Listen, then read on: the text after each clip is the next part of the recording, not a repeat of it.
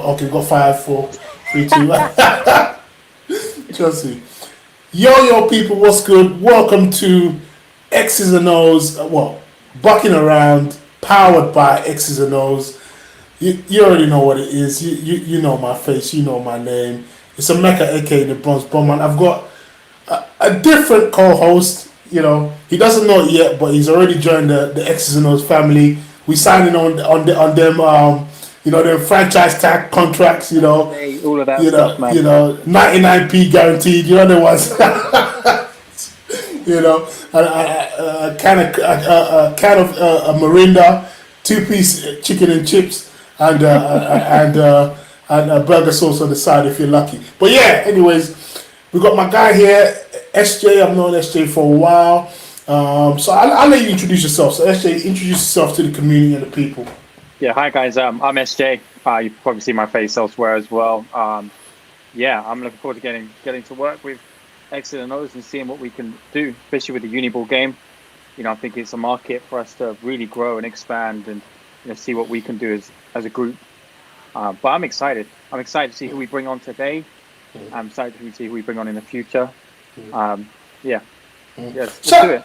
Shout out to SJ. SJ is actually tuning in from Boston. I said last week, said SJ, obviously we want to launch this podcast. We want to launch this kind of branch out of the X's and Os podcast.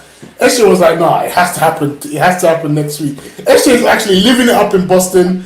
What have you been up to in Boston? Tell the people what you've been up to in Boston. It's been a busy week. We had to paint the Pats game last Friday. Mad. So that was a good experience. That's not my fourth time going as well. So I'm actually going to join practice tomorrow. So that should be an interesting one as well. So we'll see how that goes. What are the games like? Are those like kind of games packed out, or what's the vibe in those kind of games? Pre-season's a lot quieter.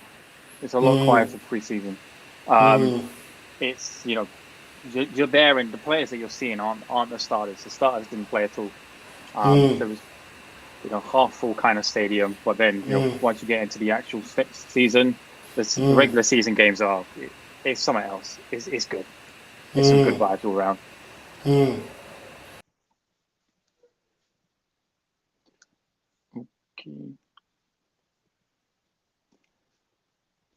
Well, something has gone wrong there, guys.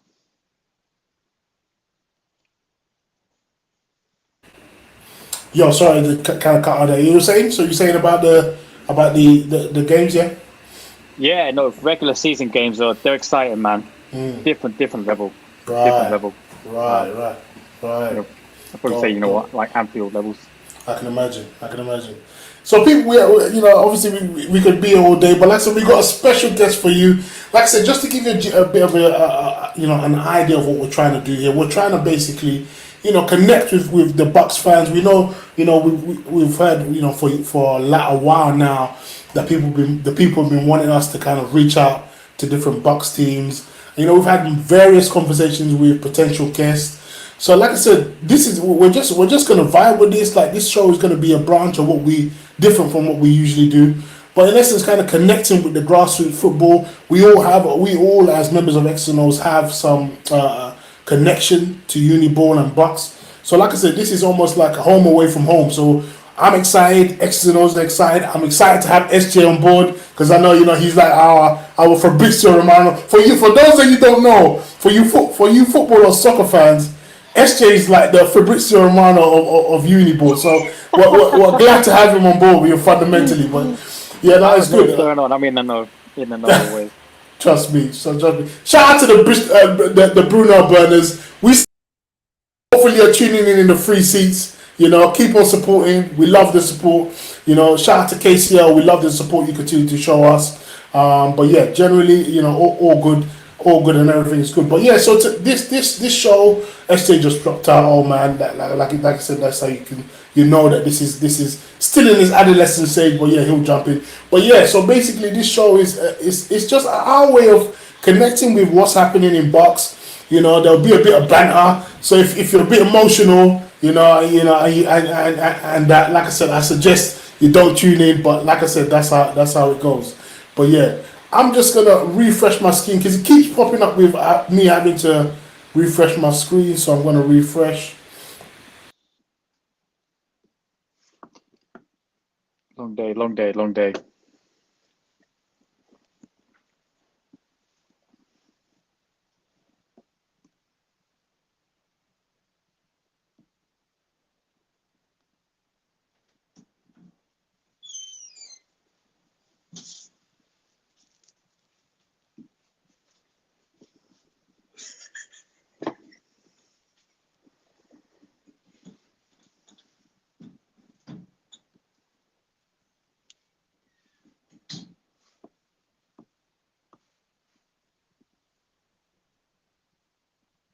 Sorry about the delay, guys. We'll get back to you as soon as we can with it. So essentially what Emeka was saying, what we want to be doing is we're going to be getting guests on week in, week out, maybe not every week. Essentially, we just want to bring to you guys the best content we can and get on the best guests we can and hear what they've got to say, what their stories are, what they do. I'm really excited about this guest. So when Emeka's back, we'll get the show on the road.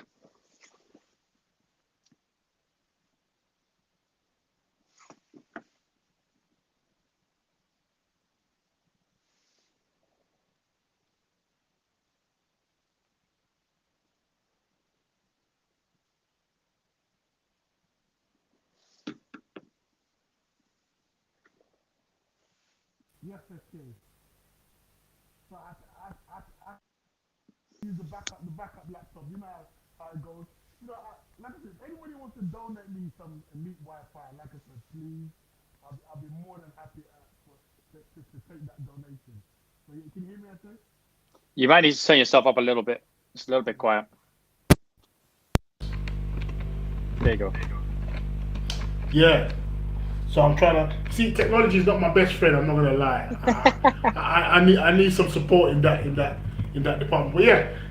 So we got our special guest waiting in the lobby. Should we keep him waiting a bit more? Meshe, what do you think? Nah, let's get him in. Let's get him in. He's been waiting patiently. Yeah. Let's see if he can jump in. So we'll admit him. Yo. Yes. Yo. You have to show your camera to. Yes, Tony. Welcome to Exs and Os, BUCcin Around. Some of you know, some of you already know. Can you hear me? Can you hear me, guys? Yeah, we can hear you. We can hear you. I can't hear you for some reason. You can't hear us at all? No. So you can't hear us? I don't think he can hear us at all. Can you hear me? You can hear me, yes, Jay? I can hear you. Okay. You should be fine. Have you got? Is your mic turned on, Tony?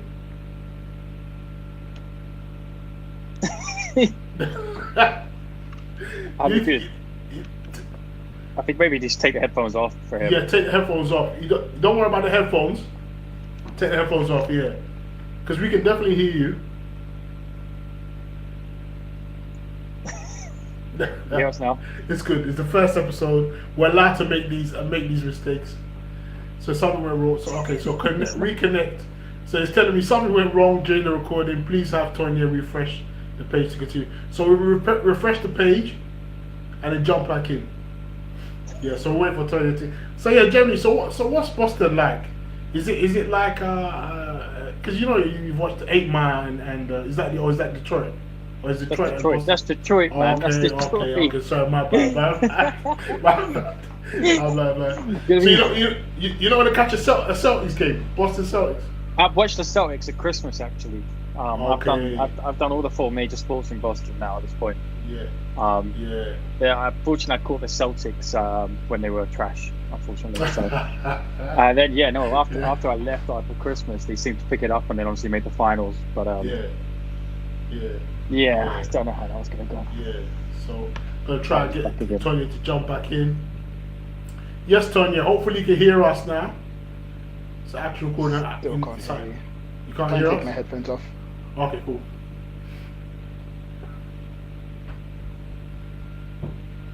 I think it's best taking them off. Yeah, just keep them off. It's all right. Yeah. Something's not working here, is it? Yeah. You look good. You just need to connect some sort of mic. But yeah, you're saying Boston about Boston. So the Celtics game. Yeah. Yeah, let's not talk about the Celtics game. It's not. It's a rough time, man. Rough time. Are you a Celtics fan? Yeah, man. Of course. I'm Okay. Boston all sports at this point. Let's see if Okay. he's like this. Hey, can you hear me now? Yeah, we can hear you. Can you hear us? I can indeed. All right, brilliant. That's Yeah, cool, what there, man? Yeah, What we'll there? work around that. Tonya, welcome. Welcome to the first episode of BUCcin Around. As you can see, we've had some TV problems. But like I said, we always have TV problems. What's life if you can't learn from the lessons you learn daily, right? Indeed. So, yeah. How are we doing? Can't complain, man. Can't complain. Just making the most out of every situation, man. You know, just making the most out of every situation that comes forward. So, you? Yeah, I'm good. Same. Can't complain. Yeah. You said just living each day as it comes. That's all we can really do. Really count the blessings as they come about. That's right, most definitely. I couldn't agree more. So, like I said, thank you for agreeing to come on our show. Like I said, this show is quite adolescent. It's the first episode. So, and it's great to have a BAFA representative on the show. For those that don't know, about you and about yourself, just give us a little bit of an introduction about a bit about your journey. I think it's good to kind of start off and people to find out your journey. And the only rule today is you're not allowed to talk about the London Blitz. You're not allowed to talk about the London Blitz. We don't want to hear that you're a Blitz lifer. We don't want to hear that you're this and that about Blitz. We don't talk about the Blitz. No, I'm joking. But yeah, feel free. Just tell us a bit about your journey so far in American football. No, thank you guys for having me on the show actually as well. I think just the first thing, Emeka, just to clarify, technically I don't actually work for BAFA. Okay. So I'm employed by BUCs, but just to go over that. Repping. Oh, Yeah, okay. exactly. Says on the back. It's not bad. But yeah, sort of Yeah. sort of my American football story then. So, like a lot of people, I first got properly introduced to American football at university. So I actually went to university looking to play tennis. So tennis is actually my first sport. So it's the first sport I actually ever started playing. So I went to university looking to join the tennis team. But during Freshers Week, for whatever reason, I missed the tennis trials during my first term. So throughout the first term of my first year, I didn't actually play any sports. But my flatmate at the time, he played for the Lancaster Bombers. So I went to university at Lancaster. He played for the American football team. We watched football on Sundays. So he said to me, again, you understand the game. You clearly have a passion for the game. Why haven't you thought about trying out for the team?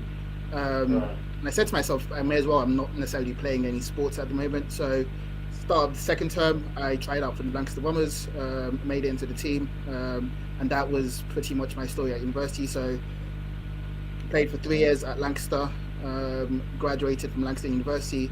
While I was at university, I didn't play any senior ball, so it was strictly uni ball. After graduating from Lancaster, I moved back to London. So my family home is in London. I live in London.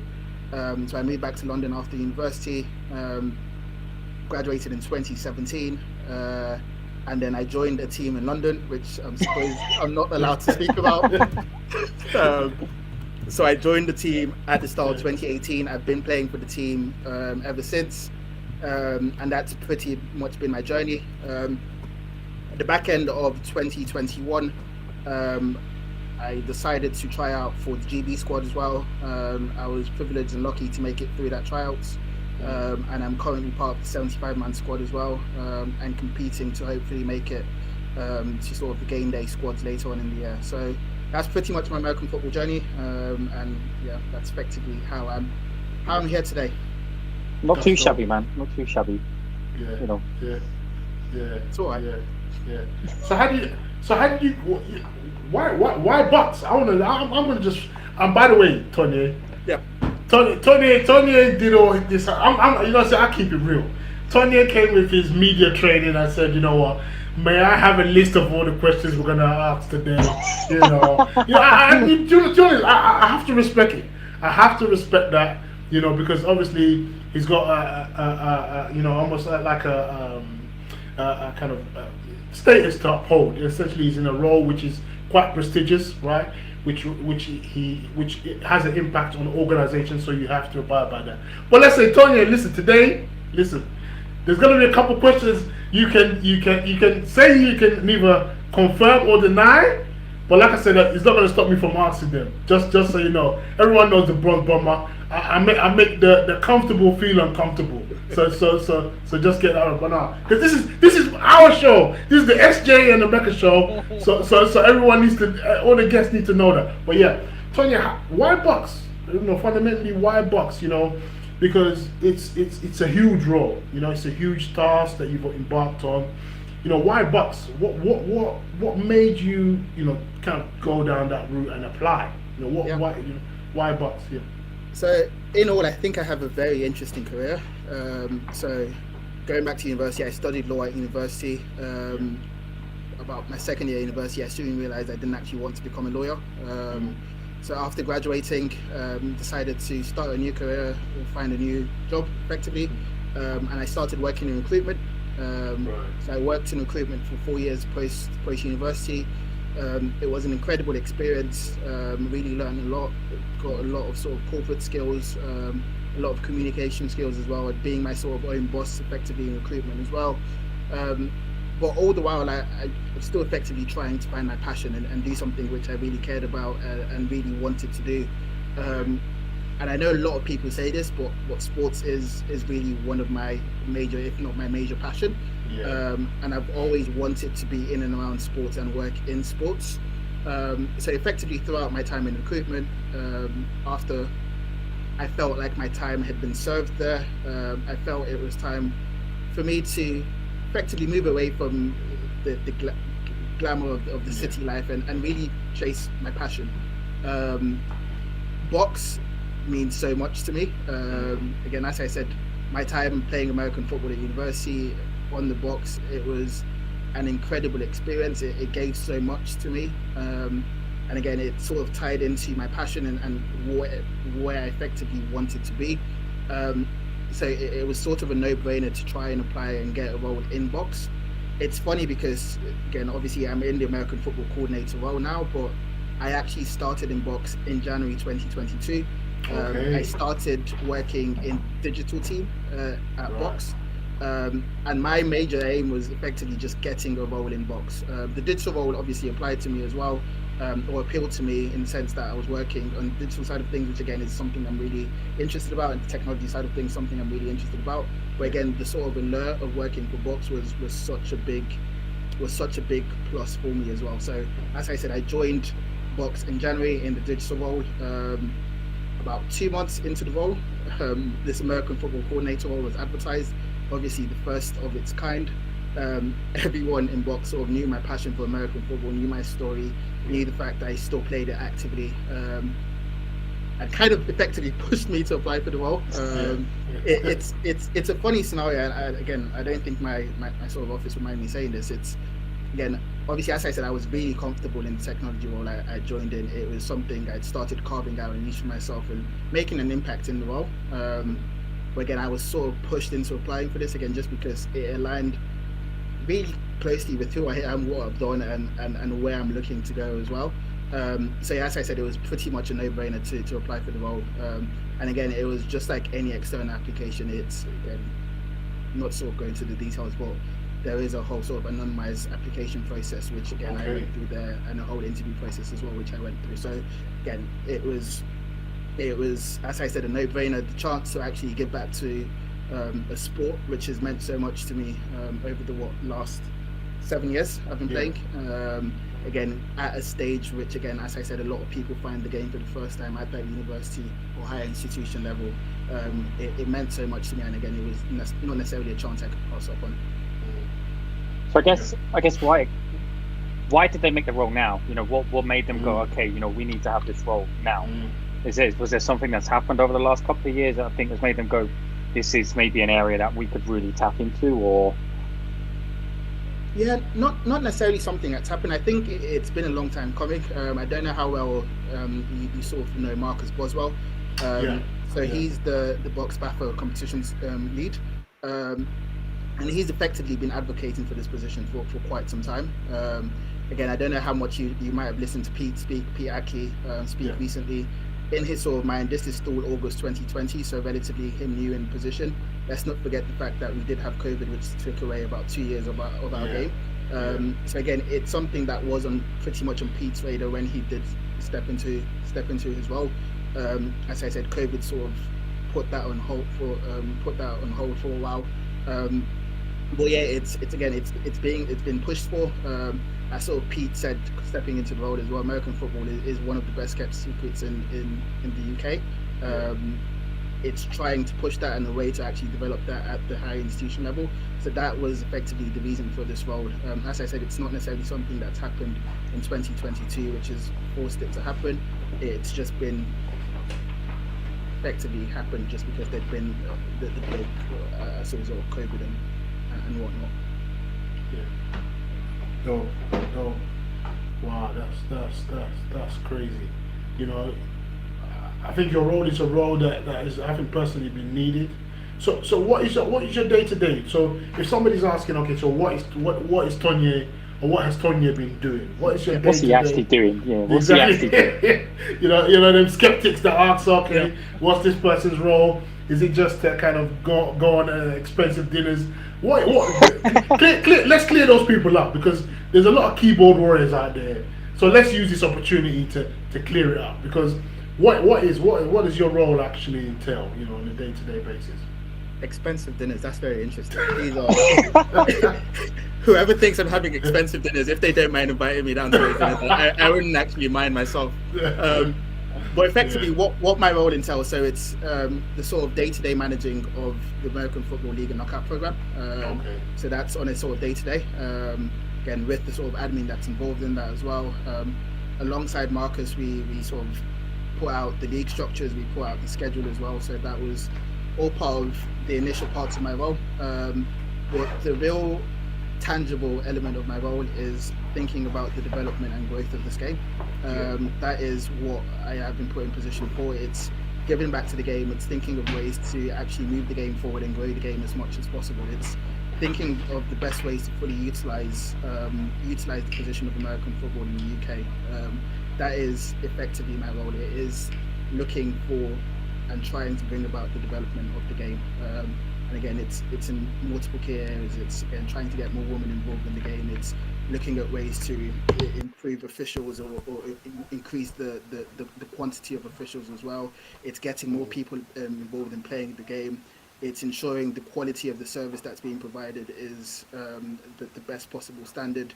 It's creating those pathways for the different athletes coming through as well, and potentially giving them different routes to take the game down as well. And sort of in line with that whole BUCs strategy of professionalizing the game as a whole. Again, it's understanding how higher education American football fits into that wider picture as well. So that is effectively my role. Yeah, dope. Do you enjoy it? Do you enjoy it? Are you enjoying it? It's very interesting because again I've been it's something I'm sort of aiming to continue to do, being out and about within the community. I was at the BUCs Coaches Conference. Again, I've been at a few different sort of events, and a lot of people I speak to always say to me, "Good luck," or again, you picked the most thankless job in football. I don't necessarily get it. For me, again, it's something I really love. It's something I really enjoy. Again, I keep harping back to it. This is a sport that has given me so much. And again, it might just seem like one of those throwaway statements to people, but I really do mean it. And actually having a chance and having an opportunity to give back to the sport, it means so much to me. So again, it can be a very difficult role at times, but at the same time, if you're doing something you love and you're really passionate about, the question is how difficult is difficult really. No, I do enjoy it. I think that's the thing then is, you know what, has there been any challenges so far? Have there been any things that have really come in your way and you've gone, okay, how are we going to deal with this? Or, you know, has it been plain sailing so far? I wouldn't necessarily say plain sailing. I think for me, the first thing is understanding the wider picture of BUCs. I think actually having those, so I had 3 months before I actually moved into the American football role. Having those 3 months, just actually acclimatizing myself to BUCs and understanding how BUCs works as an institution was very pivotal for me in the sort of start of this role. because American football is just a small piece, is just a small cog of that wider wheel. I think that was the first thing for me to understand, and at the moment, that is potentially one of my major difficulties as well. It's communicating that to the membership, communicating that to institutions, communicating that to coaches, communicating that to teams. Again, I was guilty of this when I was at Lancaster as well. It's very easy to see things from only your point of view and sort of have that blinkered view. But being able to see things, the wider picture, not just in terms of the whole American football program, but in terms of our whole league and knockout program as well, and everything else Box does is so important. And that is sort of the position I'm in. I have to view things from that sort of bird's eye view, from that top end view. I have to understand what is going to work best for the program as a whole. And in doing that, it's not just decisions I make myself. Again, Box is a membership organization. So we're not just sat in the office making arbitrary decisions. Decisions do need to go through periods of consultation. So again, we do need to consult the membership before sort of highly tangible sort of decisions are made. But in terms of, again, sort of how this links into those difficulties, I think putting out the league structures was a sort of difficulty there. It goes without saying, and this is something I understand, and I think anyone you sort of speak to understands it, especially if you look at tier 2. So in terms of, I know which one you're thinking of as well. We've got the same teams in mind here. Not necessarily a team in mind, but just in terms of how. So just again to go on a slight tangent here. So in terms of how Box views our leagues, so national leagues, Premiership, and Tier 1 are viewed as performance leagues, and then anything from Tier 2 beneath is sort of viewed as a participation league. And when we say participation league, it means sort of conference cups, and also it means more sort of regionalized. It's meant to be more regionalized type competitions. So Tier 2 is meant to be our regionalized leagues, but that hasn't necessarily been the case over a number of years. We have teams potentially traveling 4 or 5 hours to play games in Tier 2, which shouldn't be the case in the way things have actually been structured, or with the way we want to structure things. So that is an issue, and trying to alleviate that as much as possible going into the start of the new season was my biggest issue. I did as good a job as I potentially could. There are definitely teams out there who will disagree with that and feel like I didn't necessarily help them out. But again, as I sort of said there, it's understanding that I need to view things from that holistic point of view. It's understanding that I need to put all 84 institutions, all 83 teams, 83 institutions, all 84 teams in mind when I am building that league. That is what needs to be done. So that is something that is currently the situation. And again, I know the question will potentially be, why couldn't I change it going into the start of the season? As I said, we are a membership organization, so to make those sort of holistic changes, they do need to go through that period of consultation before those changes can come into play. So, go on. I think that's kind of what we were saying before the schedule was released. Because you know what I did. I came to you and was like, "Come on, give me a little bit, a little bit." And one of the interesting things you said is that sometimes the institutions themselves will actually go away and speak to the other institutions to work out their schedules. I think you used, for example, the Southeast one. Yeah. Is that something that's common with a lot of the other divisions, or is that something that was just, those universities just have a good relationship, or? Yeah, not necessarily amongst the other leagues or divisions. In general, the Southeast, across every other sport we deliver, they do that. They collaborate across those institutions in those leagues, in those sports, and do tend to find the best sort of schedule that works for them. Again, it's something we'll definitely encourage if we can have that collaboration amongst different institutions as well. That definitely will help us a lot. Again, and I think sort of one of the key reasons behind it was, I believe, Exeter. I think they start their term very late. Essex starting like mid-October almost. It's crazy late. So again, couldn't necessarily have a game in the first week actually scheduled. And that's effectively what led to those conversations within those Southeast institutions there. So again, it's not necessarily something that happens. I know it potentially would happen in pockets. I know Nottingham and Trent, they do tend to communicate as well. BUCs and Oxford, I think they do tend to communicate quite a bit as well. So it's definitely something we would encourage. Again, for me, it's understanding how that hierarchy is going to work. Again, from Box, and I know historically as well, Lancaster Bombers, we've been guilty of this while I was at Lancaster as well. We tend to try and communicate team by team or president to president, and try and make things happen there. Again, there's very little that can happen there. Institution administrators effectively are the ones who are able to sort of make those decisions. So again, if you position yourselves in a way internally where you're able to have those communications with your AE or SE or whoever your institution administrators may be, to actually then go and facilitate those communications with the other institution, that is how I would suggest going about that.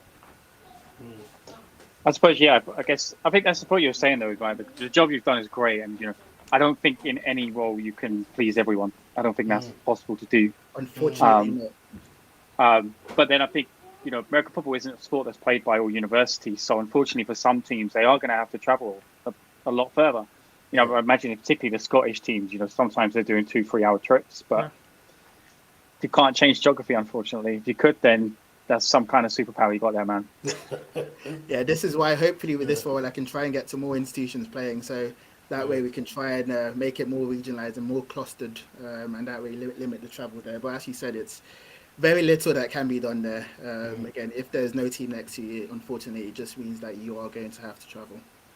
So you're just saying that about potentially trying to get new teams to start up. How are you guys potentially going about doing that? Because I imagine that's a big task, trying to create teams from scratch. And is it the same kind of process we see within the adult league of associate level, or how do we go with that? Yeah, not necessarily. So it's it's open for all institutions to enter teams.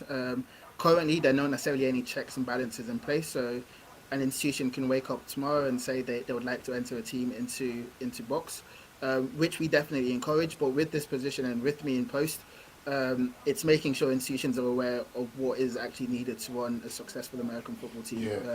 American football is different from pretty much every other sport there. Again, if you look at sort of team maximums for American football compared to every other sport, American football has a maximum squad size of up to 100. So institutions and teams can have players up to 100.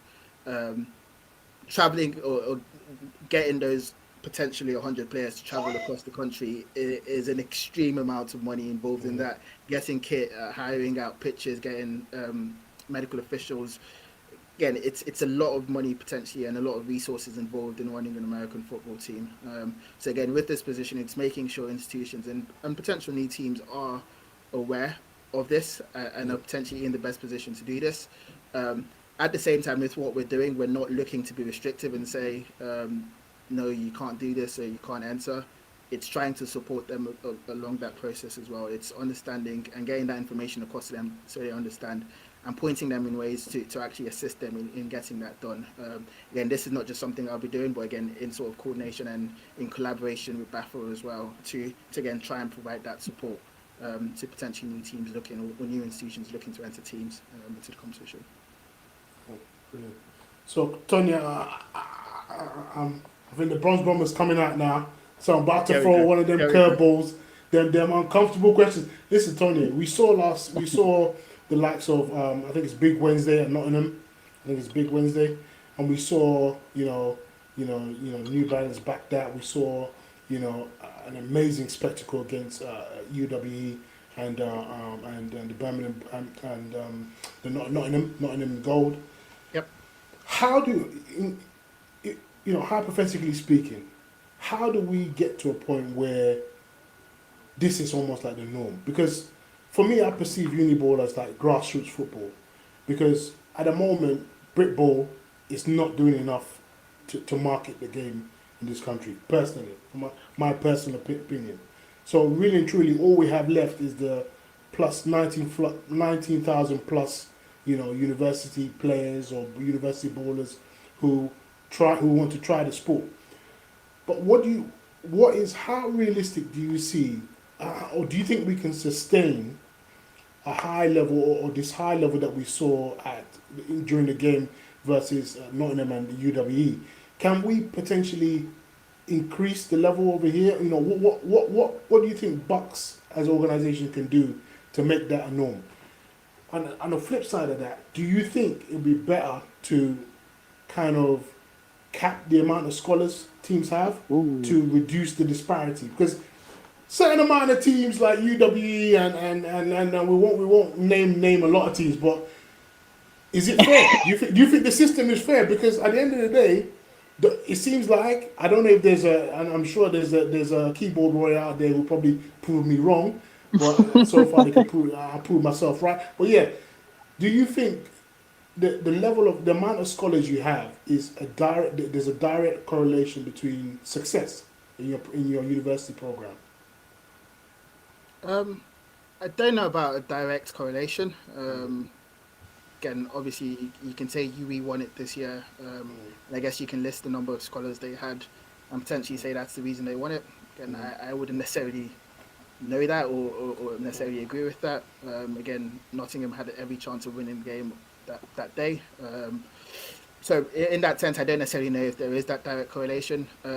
In terms of putting a limit on the number of scholars teams can have, that is not something that is being considered.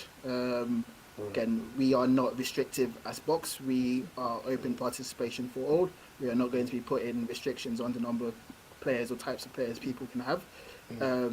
And that is not just American football. Again, that is across every sport we deliver. And as I say, this is why I always say it's good to understand or view American football, not just in light of American football, but with the whole BUCs program in mind as well.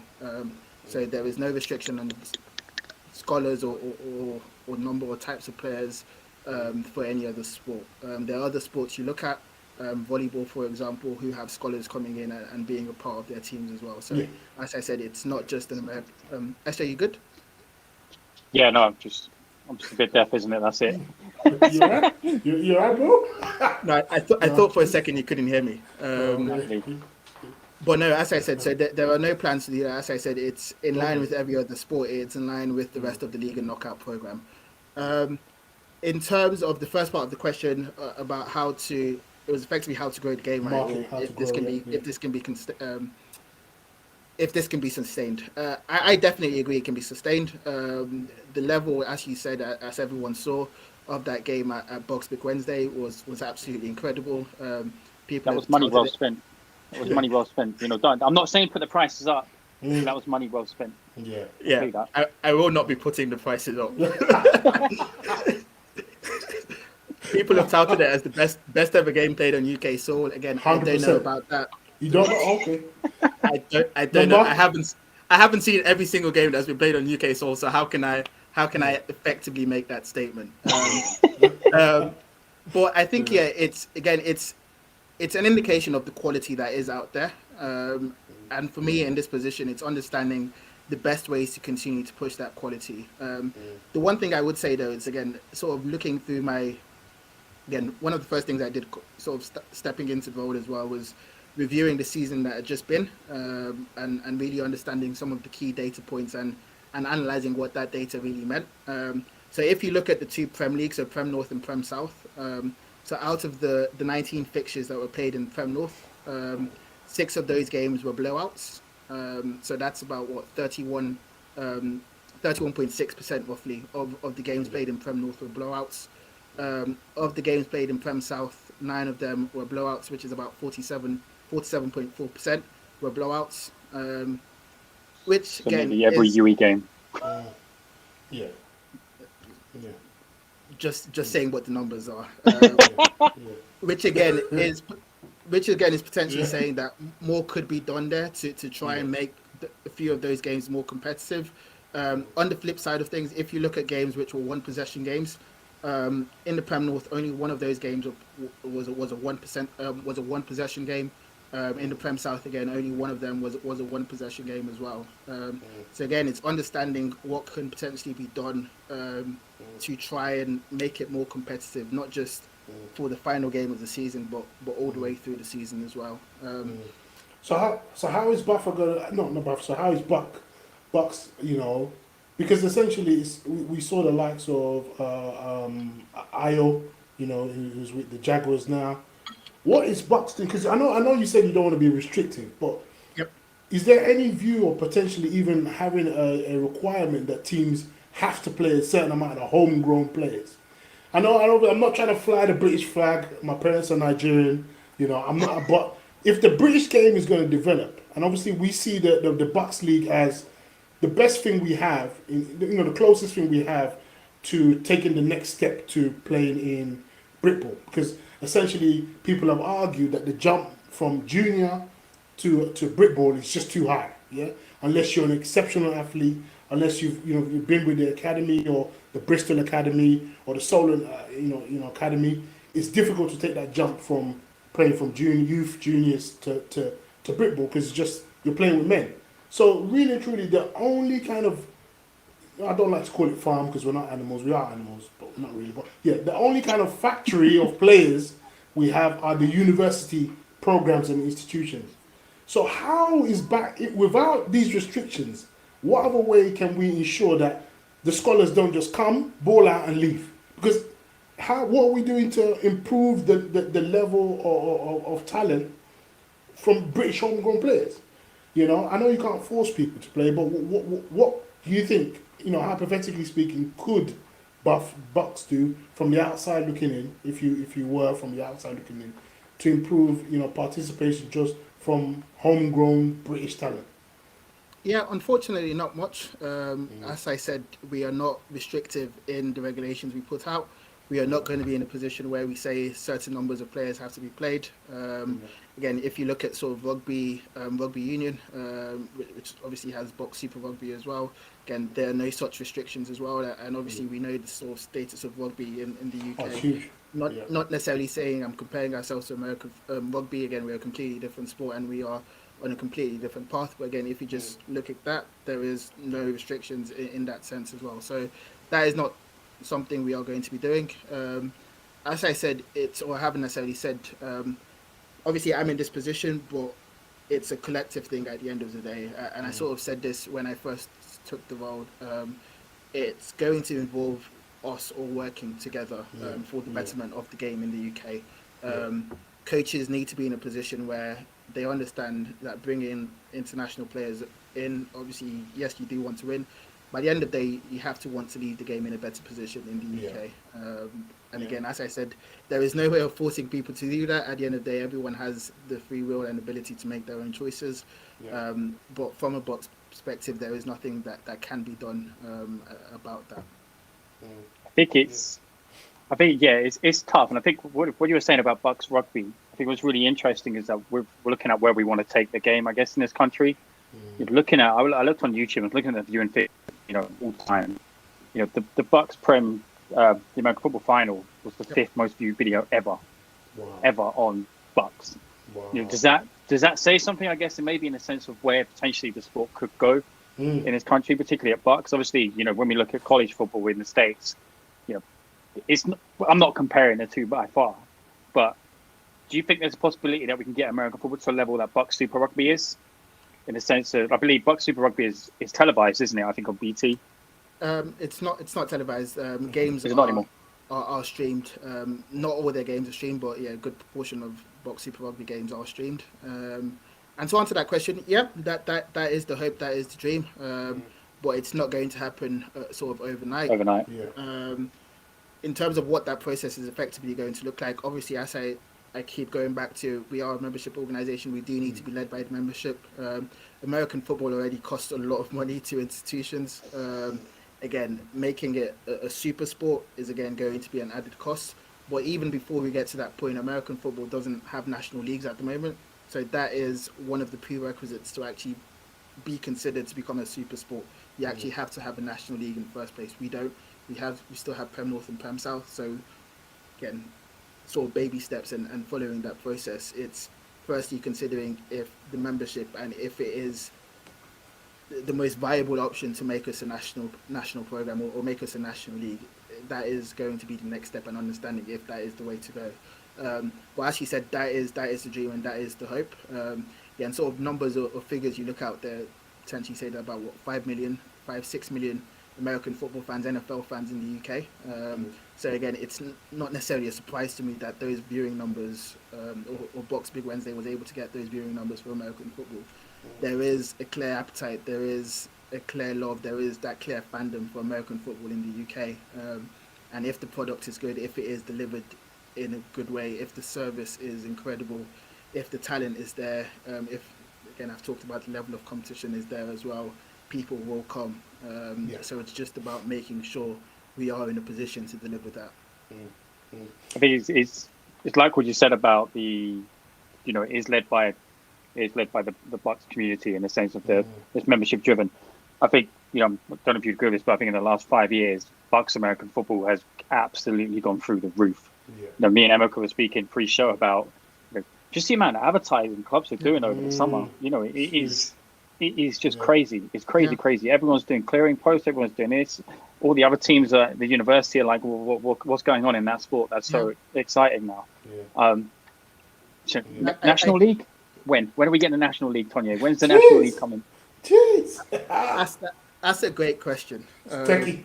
It's techie. I want a date right now. Like I said, we'll review where things are as the season goes. We'll review where things are as the season goes about. Again, with the SAG, the Sports Advisory Group, it's discussing that and understanding where we are at the moment and where we're looking to go, and understanding if that's what's actually best for the league and knockout program as a whole. And then it's then going through that whole consultation process with the membership as well. What you can be rest assured of is, again, with this role, we will be reviewing the season as we go. Again, not just in terms of structuring the league as it is at the moment, and obviously trying to make sure Tier 2 aren't travelling 4 or 5 hours to go to games, but again, understanding at that sort of the higher level as well, if the Prem is okay, or if, again, we need sort of national leagues as well. So, as I said, we will be reviewing it, depending on what the outcome of that review process is. We'll see. But yeah, one thing that I can guarantee is that there will be a review. I think that's the thing. Go on. No, go on, bro. Yeah. I think that's the thing. At the end of the day, it's very quick for us to go right now. Okay, we're eight team National League, but it's the trickle down effect, isn't it? If you change the top structure, what changes in Div 1? How do we change the promotion? How does that all change? There's a lot to it. Yeah, and I think that's a very fair point, because again, it was conversations that I was having with different teams and institutions as well about Tier 2 and potentially changing the structure of how Tier 2 looked like and making it more regionalised and making it more than six leagues in Tier 2. And again, I had to explain that one of our appendices. Where do they go up to? Appendix 10. It's that pyramid. We need to look at that whole pyramid. It's at the moment they feed up into those 6 leagues in Tier 1. So if we're creating more leagues, we need to create more leagues there. And to do that, again, we need to consult everyone there as well. So, again, as I said, it's that whole holistic picture that always sort of needs to be looked at. Just to kind of follow on from that, that's it. Like I said, the future's bright. Coaches, is there anything in terms of, because I know you said BUCs are not putting any restrictions, but you got some coaches that are not even like BAFA level 2 trained, coaching these teams, trying to tell them what to do, trying to tell them how to go in the stance and blah blah blah. But they're not even level 2 qualified. Is there any going to be any? No, it's true. Is there going to be any like regulation or any measures in place to ensure that coaches have at least the basic level of training before they embark on these university programs? So yeah, the basic level is level 1. Currently, our regulations state that at every game day, each team must have at least one level 1 coach on the sideline at all times. So that is the requirement. There's also a requirement about affiliations and when that needs to be done. So just again, because we can't necessarily police what happens at training sessions, we put the deadline for affiliation before the first game of the season, but we've made a strong recommendation that all those coaches should at least be affiliated before the first practice session. Again, just because it's an insurance piece there, because if anything does happen at those practices and there is no affiliated coach, that person who is a coach is not covered by insurance, and again would potentially be liable for any issues there. So yeah, there are regulations in place. Again, sort of in line with BAFA, and sort of the rule regulation changes potentially happening with BAFA. Also speaking to BAFCO as well, they're potentially thinking of making set minimum numbers of coaches that are actually required. Again, not to necessarily go into the details. Again, I can if needs be. But the regulations for American football are BUCs. So we have the general regulations for every sport in BUCs. we have the sport-specific American football regulations as well. Right. And American football also follows the BUCs regulations as well. So Okay. there are 3 rules and regulations that effectively apply to our game. If there is any contradiction between those 3 bodies of regulations, the American football sport-specific regulations sort of reign supreme. So effectively, anything stated in BUCs regulations will apply to American football at higher education level, except there is something which contradicts it stated in the American football specific regulations, if that makes any sense. So currently in the BUCs regulations, there's no minimum number of coaches required per team. There is in the contacts competitions guide, which we don't follow as BUCs. So again, as I said, it's quite detailed and very intricate. We have a whole compliance team which has effectively been briefing me on this, but Really? I understand it as well. But effectively, we don't necessarily follow the contacts competition because that is a separate competition in itself. Box is a competition in itself, so we don't follow a separate competition's rules. We only follow the rules and regulations of the governing body, BUCs. But there is a move to try and make our rules and regulations more in line with the contact. So when I say contact, I'm talking about like adult contact. So trying to make it more in line with that. So effectively, there will potentially be a minimum requirement of coaches coming into play for the upcoming seasons. And again, with this role as well, one thing I'm really trying to be conscious of, again, which is sort of why I mentioned about not necessarily being restrictive and just saying no to people, is yes, we are implementing rules and regulations, or we're implementing things which we feel are for the betterment of the game. But at the same time, we want to support institutions, we want to support teams in doing that as well. So one of the things we'll be rolling out starting this season. So each of the 84 teams for the 22-23 season will be providing 2 positions, 2 places for each of those teams to actually go onto the BUCs level 1 coaching course. So again, we'll be fully funding that. So yeah, 2 positions for each team. We'll also be offering 20 positions across the program for coaches to go onto the level 2 coaching course as well. So again, that is something we'll be rolling out from the start of the season. Again, it's not just going to be for the season. The aim is for that to happen in perpetuity, so carry on for the following seasons as well. And we'll be doing a very similar thing for officials as well, because again, we know officials is an area of our game which is. Listen, Tanya, you don't have to say it. I'm gonna say it for you. The level of officiate, what Tanya is trying to say, I'll translate. The level of officiate in this country needs help. It just needs help. Bafra, we love you. Please don't give me any more ejections. I've had enough. But level of officiate in this country needs help. What are you getting ejected for, man? What have you done? What have I been ejected for? Let's not talk about our last game, Emeka, because we know he should have been ejected in that game as well. But it's okay, we'll leave it and move over. You're not allowed to talk about Blitz. You're not allowed to talk about Blitz. Hey, I know it's hard. I didn't say Blitz. I know it's hard. Blitz? I know it's hard. Okay? Back to the question. Back to the question. Back to normal, Tanya. That's right. Go ahead. But no, again, as I said, and it's not just, to be fair and to be fair to Bafra, the issue around officials is not just one that affects American football. There are a lot of sports which, again, have, I don't necessarily want to say issues, but potential challenges with officials and trying to improve or increase the number of officials. So it's not just an American football issue, and I think that's one thing people need to recognize. It's, again, not just something that's affecting our sport alone. Being in this position, I've been able to see that it's affecting multiple sports. So yeah, that is, as I said, something we'll be looking to do for officials as well. So on a slight tangent as well, again, from conversations I've had with coaches, currently the rules state that if BAFA are unable to provide officials for your game, you have to self-officiate. And to self-officiate, you need to be a BAFA level 1 coach to self-officiate. But again, having those conversations with coaches, they said that, again, just having a level 1 qualification doesn't necessarily put them in the best position to actually officiate a game. Doesn't necessarily give them the confidence or necessarily the skill set to officiate those games. So what we've done, again, or what BAFCO have done, and we've sort of collaborated with them as well, is they've created self-officiating courses, which again really give you that toolkit If for whatever reason you're in the unfortunate position where you have to self-officiate your games.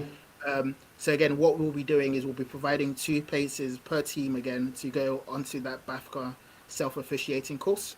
So that course is going to be one of 2. So it's either going to be a tag on to your level 1. So it's you have to be a BUCs level 1 and have a self-officiating course, or it will just be a self-officiating course plus. Which you don't necessarily have to have a level 1 because the self-officiating course plus will cover elements of the BUCs level 1 coaching course that is needed to actually be in a position to officiate games. So again, we'll be providing that, as I said, 2 positions per team to go onto that course. This is all free. It's all free. Sick. So look at this. It's free stuff, man. We will all be funding those places. And then the other thing we'll be doing as well is we'll be providing 1 position or 1 place per team as well to actually go onto the match officials course as well to actually become a BAFA official as well. And again, speaking to BAFA and sort of head of recruitment over at BAFA, conversations highlighted that again maybe the course isn't necessarily the most expensive, but the potential most expensive cost is potentially buying kit to actually become an official. So again, we'll be looking to cover half of that as well for people looking to go down that route as well. So as I said, we're doing our best to try and help out. Again, we just don't want to be in a position where this draconian type lord over the top imposing rules and regulations. But again, yes, we're imposing those rules and regulations because we feel it's the best way to move our game forward, to make sure the quality is and the service is the best possible. But at the same time, we want to assist and help institutions and teams along that process as well.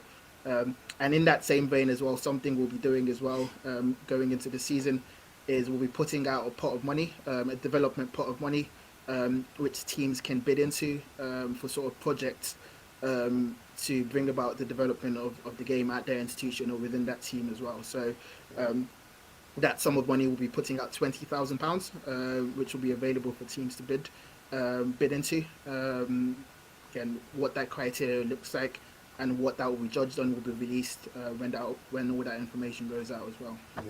So again, that's something for teams to potentially look forward to going into the season. Jeez, It's the season of giving. It's the season of giving. Hey, SJ, Tony is moving like Obama, you know. I'm getting Obama vibes. Listen. Where do I vote? listen. No, that is huge, and I think it's great that we got you on the show today, because I think there's a lot of skeptics out there, generally people who prefer to moan than actually, hear about progression, hear about the movers and shakers and what they're doing to make the game better. And I'm myself, I'm shocked. I'm shocked at the level, the work that's been going on behind the scenes, and it's great that you're able to come on this platform and share some of those. But you said this will all be out in comms real soon, or what's the plan? Is there a hub? Is there like a one-stop hub people can go for this type of information, or where can people go for this? Look out for this type of information. Yeah, good question there. So again, I would encourage everyone to get signed up to Box Play and join the American football community on Box Play. All the information will be put out there. There'll be a newsfeed post there, and also joining Box Play as well. Again, we sort of have access to then send you across information there to members of that community as well. So that information will be sent out there as well. Again, if you guys are happy to, I can obviously send information across to you as well please. to publicize as well. Yes, please. Yeah. So yeah, that would be great. But as I said, that sort of first point of contact is try and get everyone to join Box Play. Again, you just don't. Very easy to join. Very easy to join. Exactly. Yeah. And then news feeds within each community as well, where we'll be utilising there as well. And sort of the first thing for people to sort of keep an eye out, again, just a little plug for me as well. So we're just confirming the exact date, but in September, it's likely to be the week commencing 19th of September. We'll be hosting a virtual conference for some key stakeholders across the American football community. So again, the aim is to potentially have a coach come in and talk about sort of recruitment, sort of hosting rookie sessions as well, and what that sort of looks like, and again, potentially best practices as well about being a coach. Again, potentially have a coach or community member as well come in and talk about positioning yourself within your institution, how to get your SU on board, and as I said, really position and increase or improve the standing of American football within your institutions. potentially get a president as well, a club president, to come and talk about like the life cycle of a club president. Again, showing best practice as well. And there'll be like a little section for me as well, just again highlighting BUCs and sort of who we are, what we are, the league, the knockout program, some key sort of regulations going into the season as well. So again, keep an eye out for that. As I said, we'll be posting that out and sending that across, but as I said, that will be likely the week commencing 19th of September. So again, the people listening, if you are, please do sign up and be involved in that as well. I feel like there's so many reveals, man. There's so many reveals. I feel like my games coming. He's like, here's all my games coming out this year. It's crazy. He's on his Obama flex. Shout out to the Explosion, because I've been to Explosion twice, and I'm sure you heard. I don't know if you've been, but I'm sure you heard of the spectacle that is. I'm trying to get down there this year. Hey, listen, Tony, it's a different level, man. It's a different experience. I mean, for me, obviously, like I said, I've never been to all the games in Britball, so I don't know whether it's the best spectacle, but it's definitely an experience. The Birmingham Bulls in Explosion take you on a ride, man. When you go there, from the minute you start, you go there, and I've covered it twice. It's just it's how I've been 5 times. Yeah, it's the poster for American football. SJ will probably share the same sentiment. It is. I think that's actually a conversation to have then. Is there going to be maybe obviously like you said it's community driven, it's membership driven, but is there going to be that push to get more clubs to do that kind of stuff? Because Explosion really is the biggest event of the year. That was the first thing when the schedule came out. Obviously, I looked at the Brunel fixtures, and then I moved on to the one that I looked at first was, okay, who's Explosion this year? And it looks like it's the Pride. It's SGS, isn't it? I think it is. Isn't it? Yeah, it's SGS. Yeah. Shout out to the Lions. It might be a tough one this year. It might be a tough one this year. I'm gonna be there. So boy, it's gonna be a tough game. Yeah, it's definitely going to be a mouth-watering fixture, and I think that there is a lot of excitement going into the season. And just in general, and I'll come back to your question, SJ. Just in general, I am going to be out and about this season. Nice. I'm going to be as many games as possible. Kanye on tour. There's your title, man. Obviously, when my season comes back again around January, my Sundays might be taken up then. So maybe it may not be on the road as much, but definitely leading or prior to that, I'll be as many games as possible. But yeah, we'll definitely encourage as many institutions as possible to get showpieces done for games. Again, at sort of the BUCs conference, we had an awards night. One of the awards night was again aimed at sort of institutions, or one of the awards, sorry, was aimed at institutions who'd done a great job of sort of promoting an event on social media, and Nottingham won that for their headline series. And one of those games within that headline series was an American football game as well. So again, there is that push there. Obviously, it is going to come at a cost to institutions to do that, and obviously teams need to be in a position where they sell themselves and are able to get the buy-in from the SUs, the AUs, the institution administrators to actually buy in to American football, to actually put that cost out. But obviously, as I mentioned, there is going to be that development pot. So if you do want to bid and potentially use that money for that, then that potentially could be something that is done there as well. But definitely, there is going to be that push. And yeah, we'll see what happens. Again, I know I get a lot of sort of questions around live streaming games as well. Again, whatever we can do to try and assist that, we will. Again, we are having conversations internally as well. I'm having conversations with the engagement team about what can be done there. But as I said, again, teams... Go on.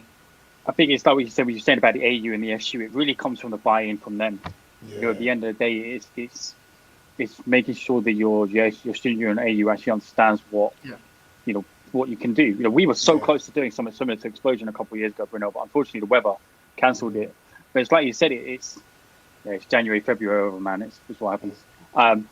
But it's like that's the thing, an opportunity I think for clubs to kind of showcase themselves as well on live streams and stuff like that. Like I said, it's difficult because it depends on those facilities, man, more than anything. If you've got the facilities for it, great. If you're in a field in the middle of nowhere, it's madness. It's a bit tough. It's a madness. Yeah, mad. Wow. Like I said, you've heard it here first. Tony, we've had Tony on the show. You've heard it here first. Changes are coming. Change is coming. There's light at the end of the tunnel. That's massive. Tony, appreciate you coming on the show. Appreciate you, taking the time out. You know, SJ, I don't know if you got anything to say. That, like I said, yeah, I appreciate it big time. I'm shocked. I'm still in shock. I think that's how you open up. That's how you open up a series, man.